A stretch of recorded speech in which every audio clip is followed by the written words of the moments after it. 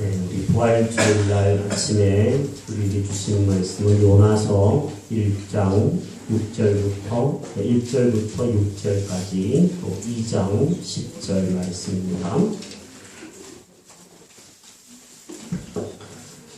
요나서 1장 1절부터 6절, 2장 10절 말씀입니다. 이 말씀의 뜻을 생각하면서 같이 읽겠습니다. 시작. 여호와의 말씀이 아미떼의 아들 요나에게 임하니라. 이르시되 너는 일어나 저 큰 성읍 니느웨로 가서 그것을 항하여 외치라. 그 악독이 내 앞에 상달되었음이니라 하시니라. 그러나 요나가 여호와의 얼굴을 피하려고 일어나 다시스로 도망하려 하여 욥바로 내려갔더니 마침 다시스로 가는 배를 만난지라. 여호와의 얼굴을 피하여 그들과 함께 다시스로 가려고 뱃삭을 주고 배에 올랐더라. 여호와께서 큰 바람을 바다 위에 내리시매 바다 가운데에 큰 폭풍이 일어나 배가 거의 깨지게 된지라.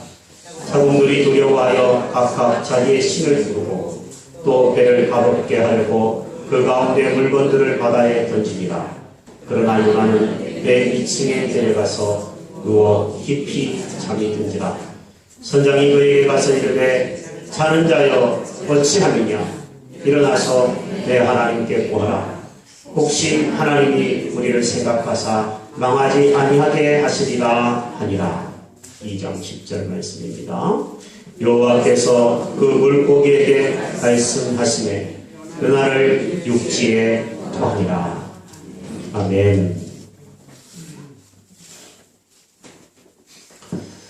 지난 수요일날 벌어진 세월호 침몰 사건으로 인해서 온 나라가 함께 슬퍼하고 있는 부활 아침입니다. 학부모님들이 학교에다가 갖다 붙여놓은 대자보를 몇 개 봤는데 이런 글이 있더라고요. 아들아, 돌아만 와다오. 내가 내 교복을 빨 수 있게 해다오. 이런 대자보부터 시작해서 마지막 순간에 부모님에게 남긴 문자 메시지도 한두 개 보았습니다. 엄마, 배가 기우는데 아직 구명조끼를 못 입었어요. 미리 말해두는데 말하지 못할 것 같아서 말해두는데 엄마 사랑해요. 이런 이야기를 남기고 많은 우리 꽃다운 청춘들이 바다에 수장되었습니다. 참 많이 슬픈 한 주였던 것 같아요. 예. 나와 직접 상관이 없는데 왜 이렇게 슬플까 이런 생각하니까 드는 느낌은 이렇습니다. 참 우리나라는 역시 한 배를 탄 사람들이구나 이런 생각들이 펼쳐지지 않기 때문에 많이 슬프고 나라가 참 어떻게 될 것인가 이런 생각들이 감이 들어서 많이 눈물이 났던 한 주간이었던 것 같습니다. 특히 지난 주간은 우리가 알듯이 고난 주간이었습니다. 자녀들을 잃은 부모님들의 슬픔들을 보면서 외아들을 십자가에 내어주지 않고는 어찌할 수 없었던 하나님 아버지의 눈물을 느낄 수가 있었던 한 주였습니다. 저는 자연스럽게 성경의 메시지가 생각이 났습니다. 오늘 우리가 읽었던 이 요나의 이야기가 생각이 났고 자연스럽게 요나서를 읽게 되었습니다. 그리고 이 부활의 아침에 함께 요나서의 말씀을 살펴보면서 우리의 인생에 어떠한 어려움들이 찾아오더라도 부활의 소망이 되시는 예수님을 함께 붙들게 되기를 바랍니다. 요나는 오늘 본문에 보면 내려가는 인생입니다. 3절에 보니까 요나는 지금 하나님을 피하여서 욥바라고 하는 곳으로 내려갔다고 되어 있습니다. 내려가는 것이 지금이야 자동차를 타고 다니니까 내려가고 올라가는 것이 별 의미가 없어 보이지만 우리가 살고 있는 이 고양동은 지대가 상당히 높은 지대입니다. 그래서 높을 고자를 쓰고 볕 양자를 쓰는 걸로 알고 있습니다. 해가 아주 잘 드는 높은 동네라는 뜻이죠. 여기서 만약에 옛날에 서울을 간다면 내려가는 겁니다. 높은 데서 내려가는 것이죠. 이 요나가 살던 이스라엘 땅에서 욥바라고 하는 곳은 지중해 상에 있는 한 항구 도시였기 때문에 높은 곳에서 밑으로 내려가는 겁니다. 성경은 내려간다라는 표현을 일부러 썼습니다. 욥바로 내려갈 뿐만 아니라 요나는 배를 타고 그 배의 맨 밑층, 맨 아래 칸까지 내려갔다라고 성경이 쓰고 있습니다. 심지어 우리가 오늘 성경을 읽지는 않았지만 요나서를 읽어보면 나중에 요나는 선원들에 의해서 바다에 던져져서 바다 맨 밑바닥까지 내려갑니다. 내려가고 내려간 인생이 요나입니다. 요나는 왜 이렇게 내려가는 인생이 되었을까요? 성경은 그것을 3절에서 이렇게 이야기합니다. 요나가 여호와의 얼굴을 피하려고 일어나 다시스로 도망하려 하였다. 욥바로 내려갔다. 여호와의 얼굴을 피하여 그들과 함께 다시스로 가려고 백삭을 주고 배에 올랐더라. 왜 내려갔다고요? 하나님의 얼굴을 피하고 싶어서 내려가다가 보니까 더 내려가고 내려가서 바다 밑에까지 내려가 버리게 되었다는 얘기입니다. 당시 이스라엘 사람들은 이렇게 생각했대요. 하나님은 이스라엘의 하나님이라서 이스라엘 지역 안에만 벗어나면 하나님이 괜찮으실 거야. 이렇게 생각했다고 합니다. 요나는 선지자임에도 불구하고 그 생각에 사로잡혔던 것 같아요. 여기 있다가는 하나님이 계속 얘기하실 것 같고 하나님 얼굴을 피할 수 없을 것 같으니까 다른 나라로, 그것도 하나님이 가라고 하는 니느웨가 아니라 다시스라고 하는 저 만대의 길로 도망을 가려고 했습니다. 하나님의 명령을 따르기 싫었다라는 얘기죠. 하나님이 요나에게 먼저 이렇게 얘기하셨습니다. 너는 일어나서 저 큰 성읍 니느웨로 가서 나의 이야기를 전해라. 그런데 이 요나를 사실 살펴보면요, 좀 도망가는 것이 이해는 좀 됩니다. 왜냐하면 요나에게 하나님이 말씀하신 그 니느웨라고 하는 곳은 이스라엘을 통째로 치고 나중에 삼키게 되는 적국입니다. 적국의 한 도시에 가서 하나님의 메시지를 전하고 그 하나님의 메시지를 들은 사람들이 만약에 회개하고 돌아오면 원수가 돌아오는 것이잖아요. 그래서 싫은 거예요, 요나가. 그래서 피하고 싶었습니다. 도망가고 싶었습니다. 그래서 도망을 가다 보니까 내려가서 바다 밑바닥까지 내려가는 인생이 되고 말았습니다. 저는 이 요나를 살펴보면 우리 자신이 보인다고 생각합니다. 우리는 모두 죄로 인해서 하나님의 얼굴을 피하려고 하는 인생들입니다. 항상 하나님 앞에서 하나님의 면전에서 살아야 되는 것을 아는 성도들일지라도 죄가 있으면 숨고 싶어요. 도망가고 싶죠. 교회 안 오고 싶죠. 죄 짓고 나면. 그게 사람입니다. 죄인이라는 얘기입니다. 하나님의 말씀이 교회 가면 선포됩니다. 사랑해야 한다. 기도해야 한다. 예배 드리자. 죽은 영혼 살리기 위해 전도해야 된다. 많은 하나님의 메시지가 나한테 지금도 들리고 있는데도 먹고 살기 바쁘다라는 이유 때문에 외면하고 바쁘게 살면서 못 들은 척하고 살아가는 인생이 우리의 인생이라고 생각이 되어집니다. 요나를 보면 요 모양, 요 꼴, 나가 보입니다. 그래서 요나이가 보입니다. 요나의 이야기는 우리에게 알려주는 것들이 참 많습니다. 제가 요즘에 학교를 다니잖아요. 제가 학교 어디 다니시는지 잘 모르시죠? 원래 이제 6년 지나고 7년째가 된다고 교회 성도님들이 허락을 받아서 요즘에 제가 강해 설교라고 성경을 어떻게 설교하는지에 대해서 앞으로 2년을 배우게 되는데 세상에 갔더니 원어를 공부하라고 해가지고 요즘에 제가 이 요나서의 원어를 공부하고 있습니다. 내일 중간고사 봅니다. 머리가 색깔이 살짝 또 좀 더 휘어지는 것 같아요. 요나서를 읽고 원어를 보니까 와, 참 그냥 우리나라 번역 성경도 참 이렇게 이해되고 깊이 있지만 느껴지는 것들이 굉장히 많이 있어요. 오늘 그 부분에 대해서 제가 몇 가지 할 얘기가 있을 것 같아요. 근데 요나서가 알려주는 내용이 참 많다라는 것들을 제가 느끼고 있습니다. 여러분과 제가 만약에 계속 하나님의 얼굴을 피하려고만 한다. 하나님이 계속 말씀하는데도 반대길로만 가려고 한다.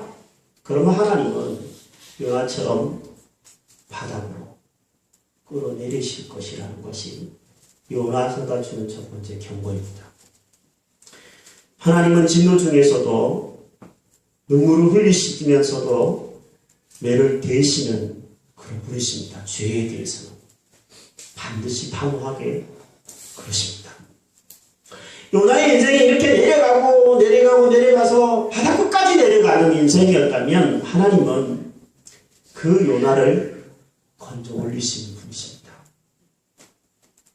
도망가는 요나를 향해서 하나님이 이 요나를 건져 올리기 위해서요. 먼저 4절에 보면 큰 바람을 던지십니다. 우리말 번역 성경에는 4절에 이렇게 되어 있습니다. 뭐라고 되어 있냐면 여호와께서 큰 바람을 바다 위에 내리셨다라 그러는데 원래 뜻은 던지셨다라는 뜻이라고 배웠습니다. 참 재미있는 표현들이 요나에 많은데요.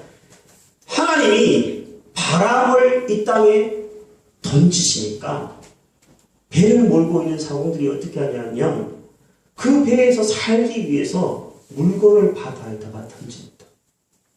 하나님이 던지니까 사람도 던지는 거죠. 나중에는 누구를 집어 던지냐면 제비를 던져서 요나가 제비에 뽑히니까 요나를 결국에는 바다에 던집니다. 던지고 던졌어요. 하나님이 한 번 던지니까 다 박살이 나버렸어요. 참 놀라운 것은요. 하나님이 이렇게 던지신 것이 요나를 살리기 위함이었다라는 겁니다. 요나를 죽이려고 던진 게 아니에요. 참 아이러니죠. 하나님의 놀라운 계획이 이 속에 있습니다. 하나님은 요나가 바다에 던져지자 그 다음에는 물고기를 준비하세요. 큰 물고기를 준비하신 다음에 요나를 삼키게 합니다. 요나가 물고기 뱃속에서 우리가 알듯이 기도를 해요. 하나님 앞에 회개의 기도를 드립니다. 그리고 하나님이 그 요나를 육지에 토하게 하셔서 3일 밤낮 동안 물고기 뱃속에서 죽어있다가 죽은 것 같이 있다가 회개하고 하나님의 은혜로 살아납니다. 부활을 경험하게 돼요. 이번 주에 이 세월호 사건이 있은 날 밤이었던 것 같아요. 여기 있는 한 자매가 저한테 문자를 했어요. 목사님 기도 중이세요? 저 기도 끝나고 집에 가서 자려고 했는데 왜 기도 중이시냐고 그러죠. 아니요. 그랬더니 문자가 이렇게 들어오더라고요. 근데 문자가 이런 내용이에요. 목사님, 사랑의 하나님이 왜 저 아이들을, 저 산개 같은 아이들을 이렇게 죽게 놔두셔야만 하나요? 그 이해가 잘 안 된다는 거예요. 하나님을 본인이 믿고 있는데도 이해가 잘 안 된다는 거예요. 저는 그 충분히 공감이 되었어요. 그래서 여러 번의 문자를 주고받았습니다. 저는 이런 생각을 해봐요. 하나님이 죽게 놔두시는 걸까요? 아니면 사람의 이기적인 행동과 욕심들 때문에 저들이 저렇게 죽게 된 건가요? 우리는 물어봐야 합니다. 우리는 알고 있습니다. 점점 이제 조사가 되면서 점점 밝혀지고 있죠. 사람들 때문에. 사실 범죄한 불의한 인간들 때문에 이런 일들이 일어나고 참 너무나 가슴 쓰린 아픈 일들이 이 나라에서 벌어지고 있습니다. 우리 목사님들 중에 이야기하는데 이런 얘기 하더라고요. 또 이 나라를 피해서 외국으로 이민 간다는 사람 더 생기지 않을까? 이런 얘기를 주고받아야만 하는 죽음이 없는 일입니다. 우리는 지금 살아있습니다. 하나님은 똑같이 사실은 범죄한 인간들이고 그 아이들이 더 잘못해서 그렇게 먼저 갔다고 저는 생각하지 않습니다. 우리도 똑같은 죄인들이고 똑같은 인간들인데 하나님이 어쩌면 우리를 이렇게 살려놓으셨는데 살아있는 우리가 할 수 있는 일이 있다면 하나님 왜 그러셨어요? 원망이 아니라 하나님이 아직도 나는 살려주셨네요. 감사이고 회개해야 된다라고 생각합니다. 우리가 할 수 있는 것은 이 나라의 어른으로서 저는 또 목회자로서 할 수 있는 일은 회개하는 것밖에 없더라고요. 제가 신문을 한쪽을 가지고 왔는데요. 이번 고난주간에 이 일이 있기 전날 신문이에요. 그런데 공교롭게도 제목이 고난주간이라서 내가 슬프다 라고 하는 하나의 글을 읽었습니다. 근데 이 내용에 보니까 이런 얘기가 있어요. 사랑하는 아들아, 내가 받았던 그 모든 모욕과 수치를 너희가 알기를 원하노라. 지금 세상은 너무 아파해서 그런 것들은 안중에도 없다. 오직 자기만을 구하고 있단다. 모두가 자기 자신이 우상이 되어서 나의 마음을 아프게 하고 있다. 이 땅의 모든 사람들이 부질없고 허망하다는 것을 제대로 아는 사람들이 없어. 안다 할지라도 그대로 사는 사람들이 없단다. 이를 위해 울고 애통하는 자가 있어야 한단다. 이런 내 마음을 누가 알겠니? 외쳐야 할 자들이 외치지 않고 옷을 찢으며 울어야 할 자들이 울지 않게 내 마음은 아프고 슬프다. 너희가 그런 자들이다. 너희의 모습을 직시해라. 너희는 그리도 악독한 자들이다. 회개가 필요하다. 너희 개인의 필요와 아픔, 과거의 묶임 때문에 내 앞에 한 발자국도 나가지 않고 있었던 것을 회개해야 한다. 내가 이미 보여주었고 무엇을 해야 하는지를 알려주었는데도 하지 않았던 것들을 회개해야 한다. 자신이 할 수 있는 만큼만, 욕먹지 않을 만큼만, 사람들에게 좋은 사람으로 남을 만큼만 행했던 것들을 회개해야 한다. 누군가 쓴 편지인데요. 참 회개해야 된다는 것이 가슴에 이렇게 막 이렇게 사무치던 그런 글입니다. 저는 우리가 이번 사건을 통해서 회개해야 된다고 생각합니다.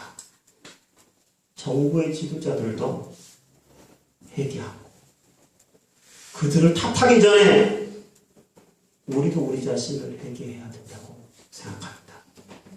여러분 살면서 여러분의 생명, 인생 여러분이 주인이라고 생각하면서 살아시지 않습니까? 내 마음대로 살고 계속 살 것처럼 살고 그랬던 것들 함께 회개합시다.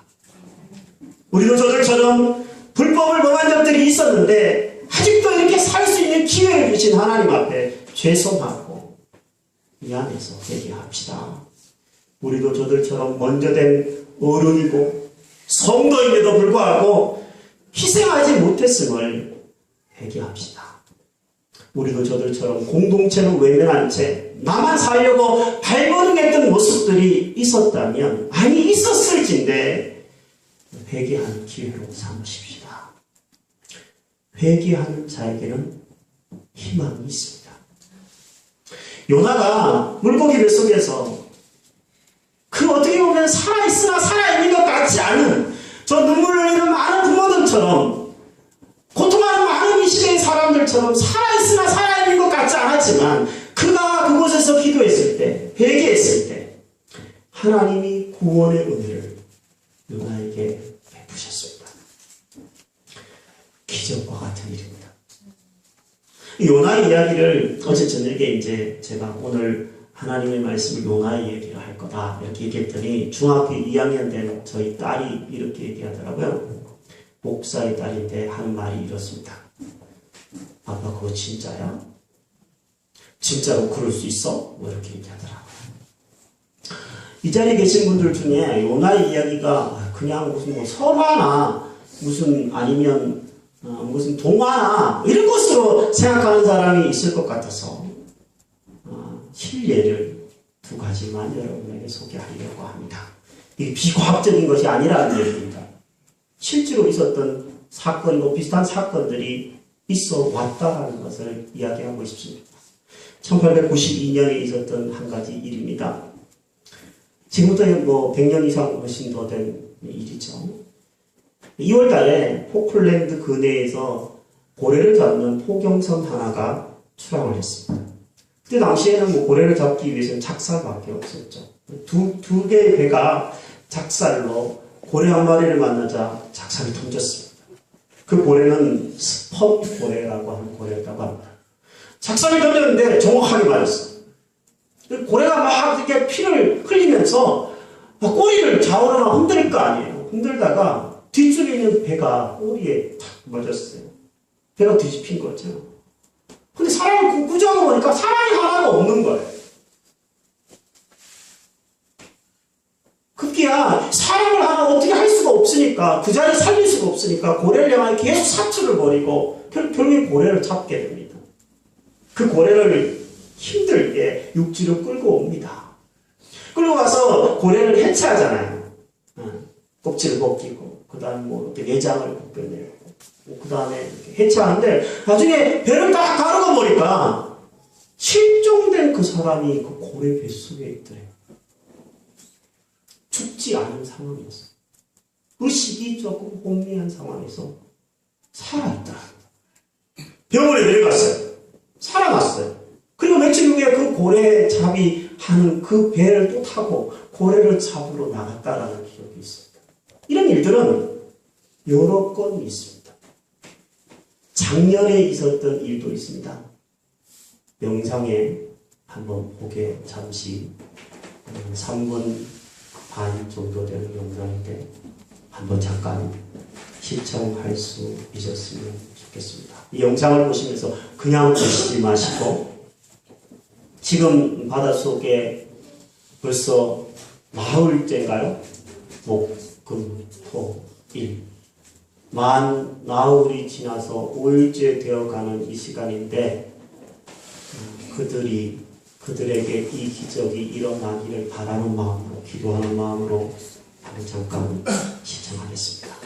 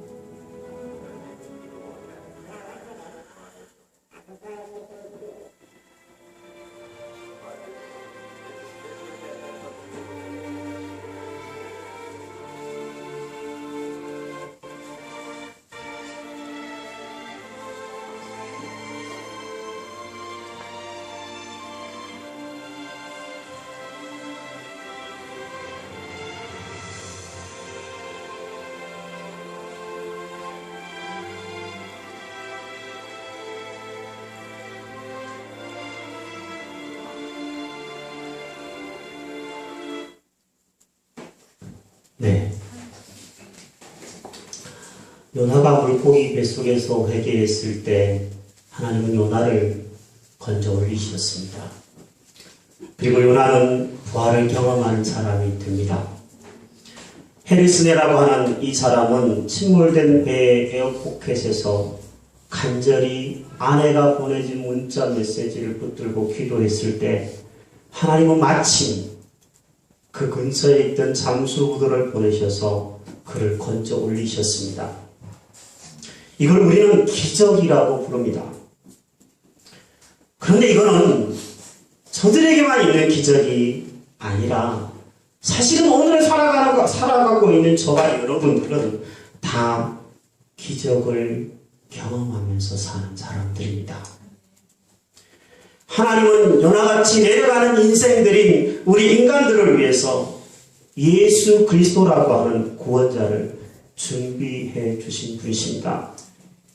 예수님은 하나님의 아들이신데 하늘의 그 높은 보좌를 버리고 이 땅에 내려오셨습니다. 이 땅에 내려오셔서 끝난 것이 아니라 무덤까지, 십자가를 지시는 고통 속에서 무덤까지 내려가신 분이십니다. 왜요? 저와 여러분들과 같은 내려가는 인생들을 끌어올리시기 위해서입니다. 살려내시기 위해서 주님이 내려오시고 내려가셨습니다. 이 부활절 아침에 부활하신 주님은 영으로 우리 가운데 함께 계셔서 이렇게 여러분들에게 물으시는 것으로 들립니다. 사랑하는 아들아, 사랑하는 딸아, 나는 부활이요 생명이다. 나는 너의 구원의 밧줄이다. 네가 붙잡아야 살 수 있는 생명줄이다. 올라갈 수 있다. 붙잡아라. 말씀하십니다. 여러분들에게 선택의 자유가 있습니다. 붙들지 말지는 여러분들의 자유입니다. 이미 예수 그리스도를 생명줄로 여기고 붙들고 있는 사람이 있다면 절대로 놓지 마시기 바랍니다. 아직 그 줄을 붙잡지 않은 사람이라면 이 한 번의 예배가 여러분에게 마지막 선택의 기로일 수도 있습니다. 저는 목사로서 제가 늘 이 강대상에서 기도하는 것, 이런 것이 있습니다. 하나님, 우리 희망의 교회라고 하는 이 크지 않은 조그마한 교회에 출입하는 모든 사람들, 아이들, 학생들, 청년들, 장년, 새벽에 오시는 분이든 수요일날 오시는 우리 교회 식구가 아니든 다른 교회 다니시는 분이든 어떤 분이든지 간에 이 문을 열고 들어오는 사람들 중에 단 한 사람이라도 예수 생명 붙잡지 못해서 죽지 않았으면 좋겠습니다. 제 소원입니다. 몇 년 전 미국의 토마스 에디슨이라고 하는 유명한 발명가의 100주년 추모행사가 있었습니다. 참석한 사람들은 이 에디슨이 평생 사용했던 테이블에 잠겨있는 서랍을 열어보자고 이야기를 했다고 해요. 그래서 꼭 잠겨있는 서랍을 딱 열어보니까 아무것도 없대요. 종이 한 장이 나왔습니다. 그 종이에 한 문구가 전부였어요. 그 문구가 뭐냐면 이런 문구였다고 합니다. 깜깜하고 어두울 때는 요나를 생각하라. 에디슨은 우리가 알듯이 청각장애인입니다. 어린 시절에 귀가 멀었어요.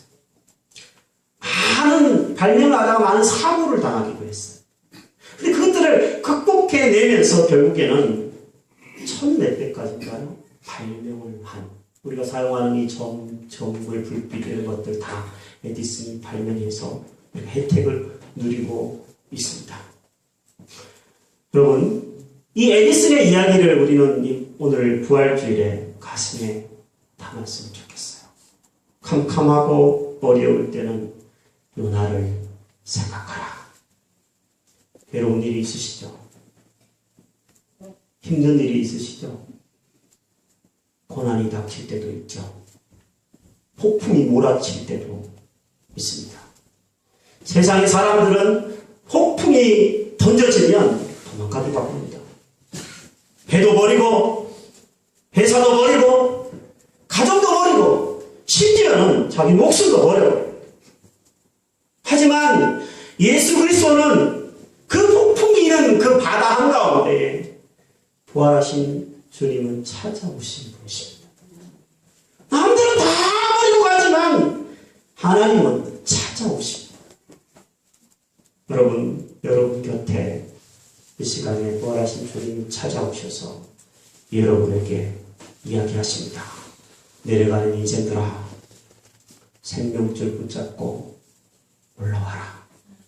살아나라.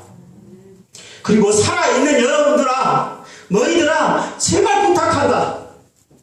너희들 하나가 되거라. 하나가 되어서 저 죽어가는 수많은 영혼들 생명줄 던져 단 한 사람이라도 더 살리거라. 주님이 우리에게, 이 살아있는 우리에게 남겨놓으신 사명이 아닐까요? 여러분과 제가 구원은 오직 하나님께 달려있음을 믿고 그분을 붙드십시다.